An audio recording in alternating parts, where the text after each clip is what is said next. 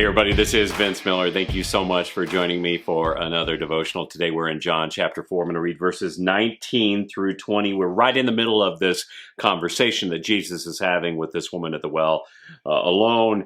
The woman says to him, "Sir, I perceive that you are a prophet.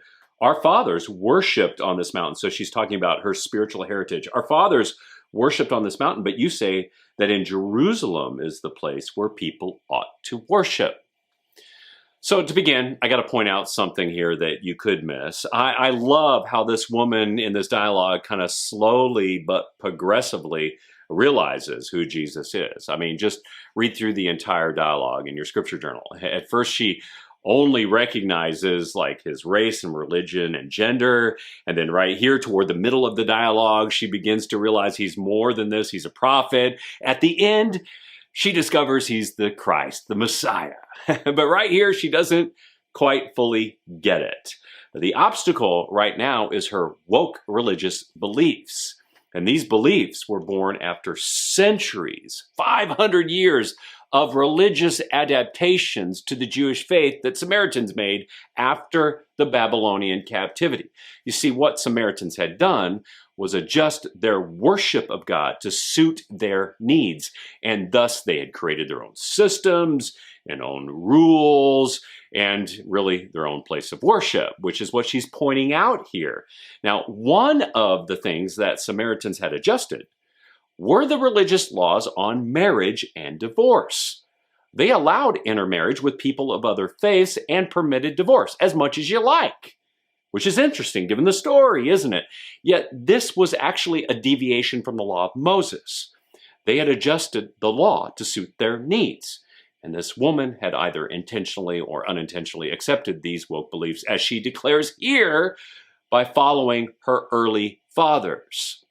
Now, I think that we face the same dangers right now in our time, because woke religious beliefs are making their way into the church, and some religious leaders insist on adjusting the truth to cultural norms. That's always what woke religious leaders are going to do. They're going to lead you right away from God's truth toward their truth. They will even tell you it's more loving, but it's not. The most loving thing to do is to tell them the truth even when it hurts, just like Jesus did. Go back to yesterday's devotional. Jesus is going to poke and prod and peel back some wounds to create some sensitivity, spiritual sensitivity in our heart again. Because why? Woke beliefs don't lead you to love. They lead you to sin. And that's what's happened to this woman. Her religious beliefs had led her down a long road of sin, perpetual divorce, perpetual emptiness. And Jesus, well, he has come to lead her back. So what do we learn right here? We learn, I believe, that in the process of people discovering Jesus, we're going to have to address those wounds, but we will also sometimes have to address their misunderstandings about God, about worship, about religion, about faith, and whatever it is they have a wrong belief about. And this might cause some initial confusion and pain. It might even mean telling people what is wrong with their beliefs so that they will see what is right and what is truth. Just think back over your own journey with Jesus. I mean, just think about it just for a minute or two. There were probably many things that you had wrong early in your walk of faith, false beliefs that needed to be addressed.